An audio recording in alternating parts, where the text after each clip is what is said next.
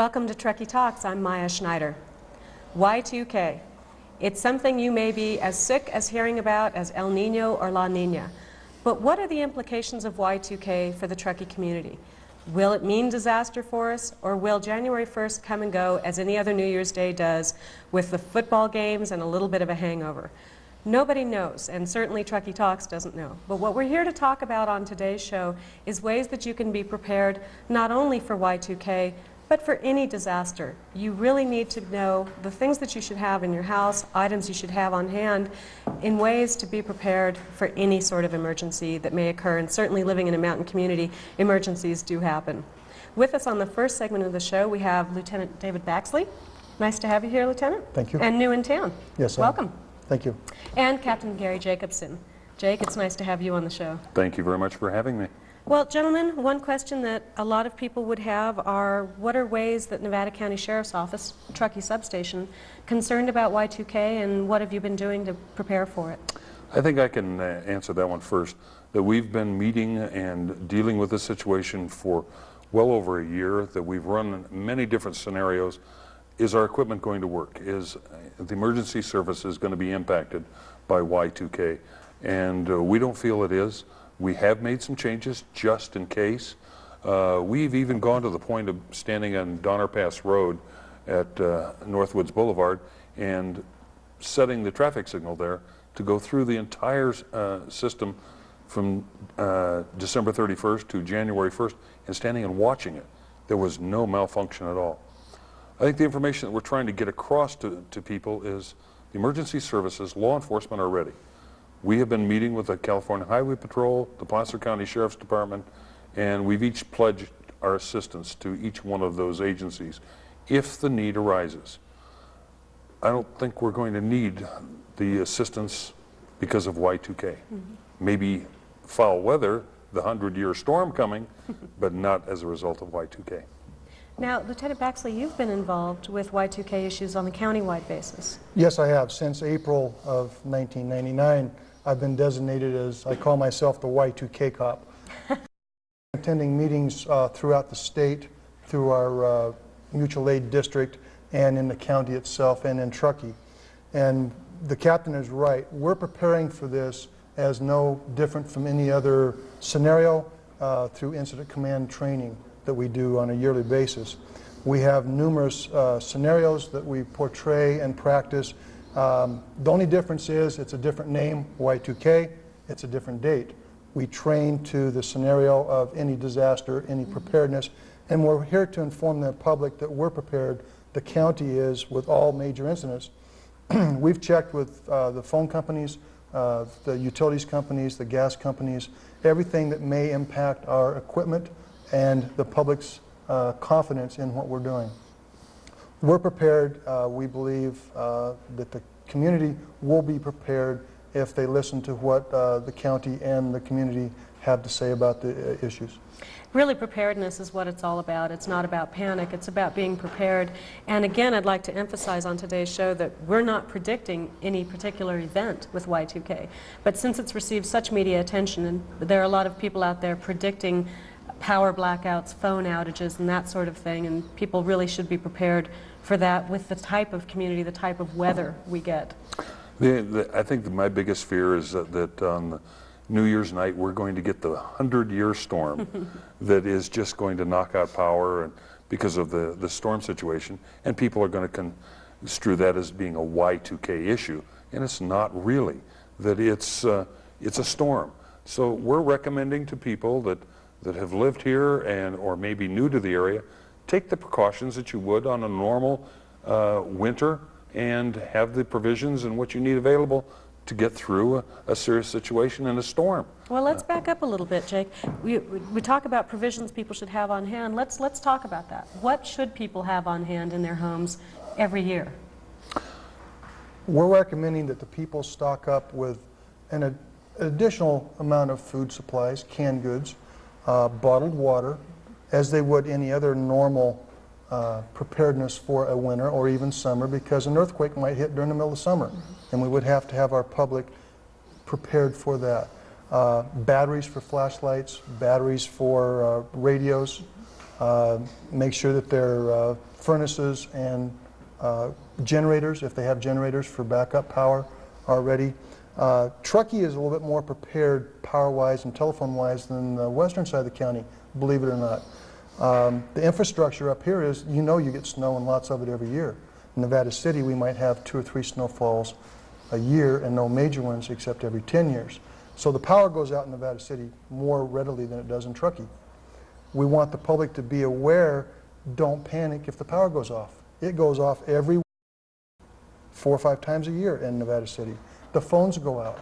We want the public not to panic, or we don't want them to start calling to see if anything did happen with their friends, tying up all the circuits. Right, don't use unnecessary phone calls. One thing, too, we should point out to our viewers, if you're going to be stocking up on canned goods and non-perishable foods, and you should, as we say, for every winter, make sure that you start doing that now. Every time you go to the grocery store, buy an extra can, buy an extra box. Most of the larger grocery stores are on computerized restocking, so they're not going to have necessarily a large quantity of food or any more than they would normally have on supply in December. So now would be the time to start purchasing materials to have in your home. We also recommend that the public, when they put their supplies in their storerooms, is put a label on them with a date so that they can rotate that stock out of their supplies so that the date-sensitive materials will be used up first. Just keep a pantry like Grandma used to do. That's right. I think the one thing that we're trying to get across to people, though, is that they should not panic, and we're not recommending that they store large amounts of gasoline in their garage. That's a really good point, and we'll have a representative on the show from the Truckee Fire District to talk about that. Stocking up on gasoline may not be the best advice that we could give. In fact, it would be the worst. Captain Jacobson, what about the local radio station? We had an emergency broadcast system on KUNR. We have just recently installed in the Sheriff's Department a transmitter for KUNR radio. It was just recently activated. We're going to be testing that radio to find out the exact coverage that we're going to get in the Truckee area. What it allows us to do is preempt KUNR's regular transmission, where we can give emergency information directly through that radio station's frequency. And I would say that we're going to use this for emergency information, not that there is smoke in the area or the buses are not running for school on a certain day. If there's a bona fide emergency, then we will be on the air giving that information out. We have a team of people that are working on putting together some prepared announcements so we can just put tapes in and people will be able to hear that on a regular basis. We will be doing a lot of public information on that radio station through the media, telling them that it's available so that in an emergency they can turn to that station and get immediate information through our office. We would ask that people wouldn't call to request that we put information on, because many times we will not. Yeah, this is strictly an emergency broadcast. Yes. And again, KUNR is 88.5 on the FM band on the radio. Yes. Okay. Lieutenant Baxley, is there anything else that you'd like to share with folks that may be watching in terms of preparedness or reassurance? I want to assure the public and the citizens of the community that the county and the Sheriff's Department has been working on this, as we said earlier. We don't want them to panic. We want them to have adequate supplies for any natural winter that we could or could not have. We want them to be prepared, not to panic, and not to pass on information that is unverified. We're getting a lot of misconceptions floating around now, which that means the panic and the hype is starting to get a little bit more pronounced than it should be. And if there's any questions, there's several organizations preparing packets of what types of food to keep on hand. The county has a brochure. Office of Emergency Services from the state has a brochure, and so does the Red Cross have one. Okay, so there's good information from all three of those sources. Again, Nevada County, the Office of Emergency Services, or the American Red Cross on items, again, that you should have on stock anyway. Blankets, candles, batteries, that sort of thing. Gentlemen, thank you so much for the work that you've done on this. And Thank you very much for having us. Okay. We'll be back in just a minute. We'll be featuring guests from special districts throughout the town of Truckee, so stay tuned. We'll be right back.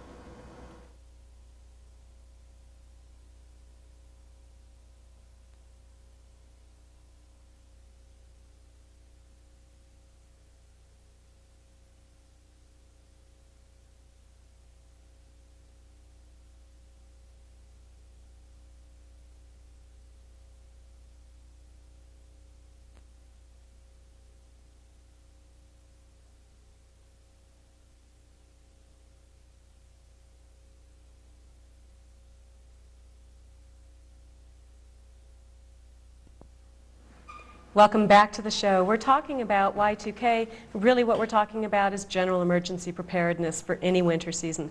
I'd like to welcome to this section of the show Jay O'Hanlon. Jay, from Tahoe Forest Hospital. It's a pleasure to have you here. Thank you for having us. And Judy Moore, Battalion Chief for Truckee Fire District. It's nice to have you. Good to be here. Thanks so much. Now, I've seen both of you at Y2K Preparedness Committees, so I know that both of you represent entities that are also up to speed on Y2K issues. Absolutely. We've been attending these meetings for approximately a year, quite often. And what are you saying in terms of the agencies working together? How has that been working out? I think it's been terrific. All of us have been having regular meetings and trying to make sure that we are all on the same communication and wavelength, so that our community has the best services that they can have. Okay. Judy, on the first segment of the show, we mentioned briefly the issue of gasoline storage. Right. And I'd like to talk about that. I think there will be a number of people trying to store gasoline in preparedness for if the gas stations can't serve them. What would you have to say to those folks? Well, of course, we don't encourage the storage of flammables. I mean, that's really, unless you're proficient at knowing how to store it, you shouldn't be storing it. But if you feel a need to, you have to make sure that they're in the proper. And what kind of containers should people be storing flammables in? Well, they do sell them at a variety of hardware stores, etc.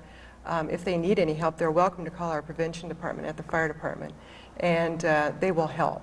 So that's really a good idea. If you want to store some gasoline, you really feel it's necessary, contact Truckee Fire District Right. and get some tips and some ideas on how to do that safely. Right. We'll be more than happy to help people. I think the thing we don't want to do is create more of a hazard Oh, right. than what is potentially out there. And again, I'm not sure what is potentially out there.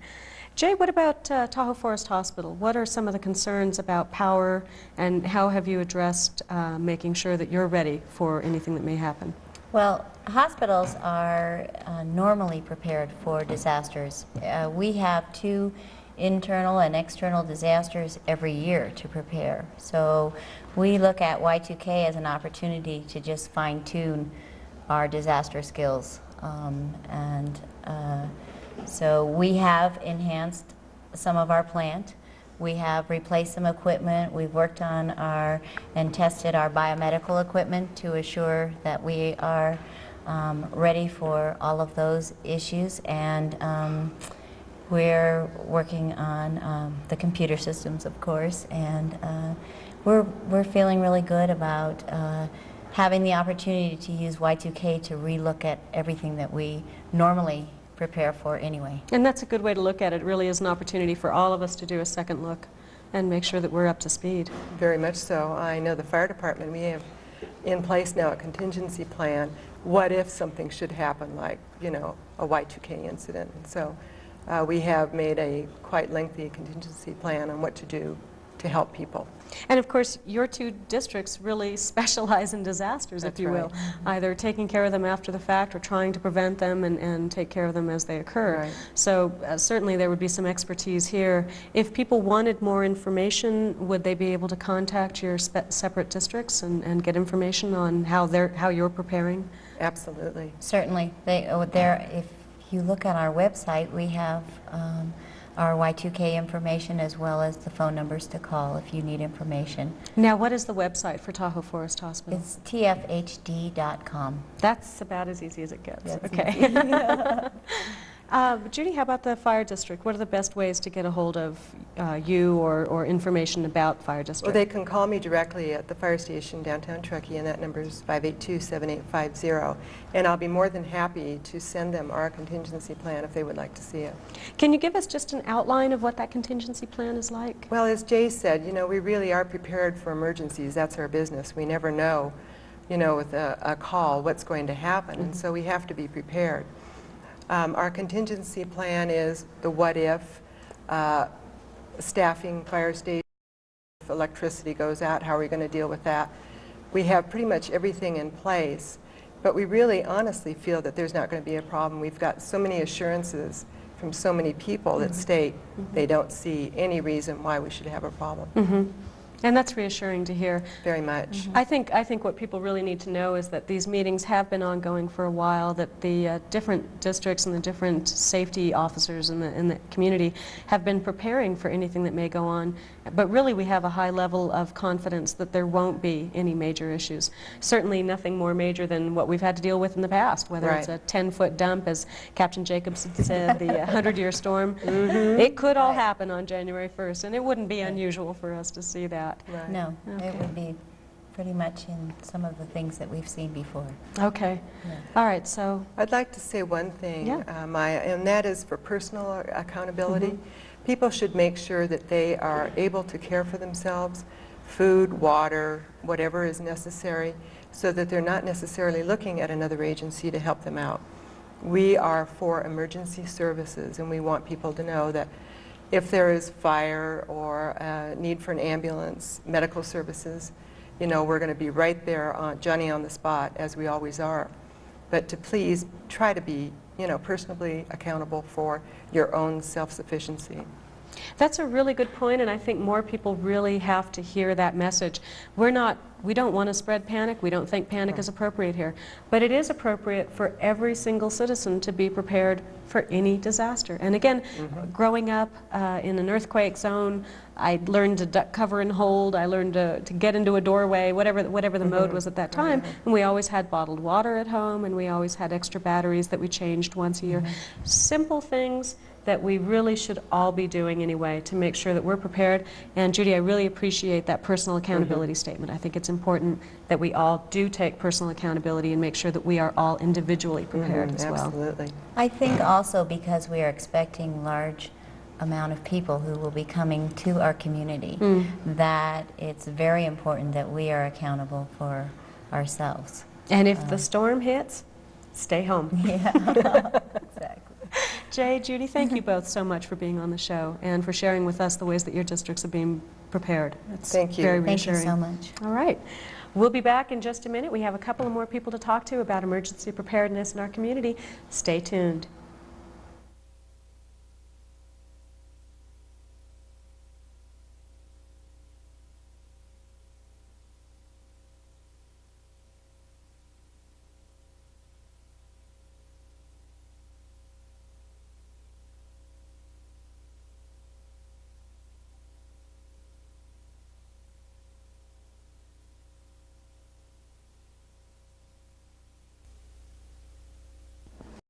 Back to the show. We're talking about disaster preparedness. It's a very cheery topic, but one that's important.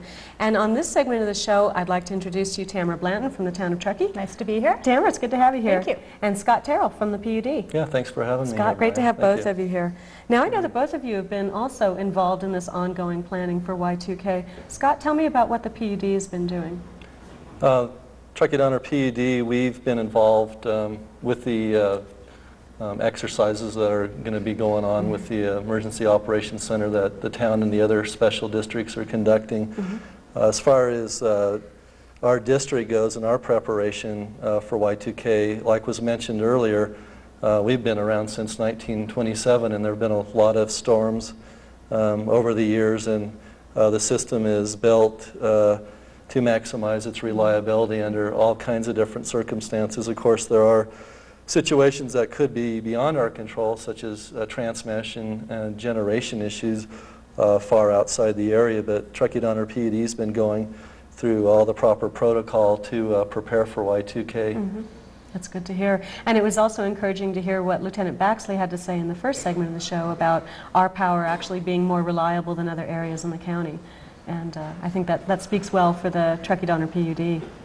Tamara, what about the town? What's the town been doing? The town's been doing a lot. We've been working along with the other agencies for the past year on the Y2K committee. We've had staff members involved, and we've attended all those meetings and have also done some of the drills and tabletops that they have participated in.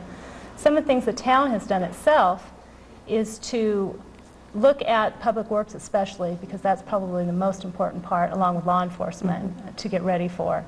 We have looked at generators for our Tono Donner shop. We've upgraded those, made sure they're ready to go. That's great. The town does not have a generator at the town hall or at the Riverview yard. So we've looked at purchasing CB radios for key personnel they'll be using those radios to communicate in case power does fail. And but we're sure it won't. Also, we have been looking at gasoline, fuel storage. What are we going to do in case we have a problem getting fuel? We have 35,000 to 40,000 gallons of fuel spoken for us. So if we have a problem, snow will be removed off the roads until we use up 40,000 gallons. And that's Quite actually a bit. reserve of diesel That is correct. that will really And feed some the snowplows. unleaded. And some unleaded. For smaller vehicles. We have phones that use electricity all throughout Town Hall and the yard, so we are going to purchase a couple phones that will be able to be plugged in and use the non-electrical phones, the old-fashioned phones. Will they have rotary dials on them? Well, I'm bringing mine in. Mine's yellow, and You know, it's there's a beautiful. whole generation of people that have never had to dial with a rotary That's phone. correct. That's correct. We also are looking at parts for our snow equipment. We're ordering a large supply just to have on hand in case vendors are unable to fulfill our needs. And that's really hard to remember that they get their parts somewhere down the line. If there's a problem, it might be out of this country that the problem occurs. And we're being prepared for that, so we'll have those on hand. That's great, really stocking up. Now, Tamara, you've got an exercise coming up, and it's pretty That's exciting. correct. It's very exciting. For the past year, agencies, Scott, and almost 20 other agencies throughout town have been working on getting this exercise together. The exercise is a earthquake whose epicenter is in Truckee, and it's around the Tahoe-Donner area. The earthquake will cause multiple problems throughout town, one of them being a wildland fire. The name of the exercise is Operation Shake and Bake, and each agency will have their own goal, trying to mitigate something that is caused by this disaster. And also there'll be a goal for the exercise itself, which is, one of them is we have a new EOC. We've never used this Emergency Operations Center before for any disaster. We'd like to see if it works, is it functional? And let's test it now instead of if something really occurs. Now, I like the name of the operation. It's wonderful, isn't it? Operation Shake and Bake. That's correct. And when will that take place? October 19th from 9 a.m. to whenever it ends, around 11:30 or 12. Okay. And the kind of information that you're hoping to get from that is how the communications work between the districts? How communications in the field work with communications in the EOC. Communications is the major issue in any disaster. How people communicate with one another will determine how you mitigate it. And hopefully we'll get any notches out that, you know, something that's going wrong, we'll deal with it now. Okay. And Scott, you've been a part of that as well? Yes, yeah, we've been involved in that, and I think it's a great program, and we had the floods back in '97, and that was the first chance to throw together Emergency Operations Center. I thought it went rather well, but now we're formalizing it so that make sure that we do well as best we can if we have another problem. Well, it's really wise to get together and do this as a drill. I think that's a great idea. Where can people get a hold of Truckee-Donner PUD if they want more information on how you're preparing for Y2K? They can call our customer service line at 587-3896, and we'd be happy to answer any questions. They can contact me personally, and I'm just upstairs, so if they want to walk up there and ask for Scott Terrell, they'll be able to be find happy you. to help them out. My card's there if I'm not in my office, but I'll return calls too. Tamara, how about the town of Truckee? Town of Truckee can contact the main office, 582-7700, and main office can hook you up with who you need to speak with. We are also, for this disaster, looking for volunteers. We needed 80, and we currently have 40. So if anybody wants to volunteer, they can contact me at the town or Joseph Ferreira at Tahoe Forest Hospital. Okay, He's so the coordinator. and Operation Shake and Bake is taking place when? October 19th at 9 a.m. Okay, October 19th, we're looking for some volunteers if you're interested in assisting with that, and it should be a really good exercise. Contact with the town of Truckee or Joseph Ferreira with Tahoe Forest Hospital. Well, I'd like to thank both of you for being on the show and helping put to rest maybe some of the concerns that people have regarding this issue. Again, we can't emphasize enough that none of us can predict what will happen on January 1st, and of course it's all of our hope that nothing important will happen except that we'll wake up and watch a football game. But in case of any emergency, you should be prepared in your home. So please do contact the Office of Emergency Services, the Nevada County Sheriff's Office located here in Truckee at the substation. You can contact the American Red Cross, and any one of those entities can give you information on items that you should have in your home for any disaster. We're hoping not to have one, it sure makes sense to have some extra supplies on hand for anything. Thanks so much for joining us here on this special edition of Truckee Talks. This show will be airing regularly through the first week of January. Thanks again.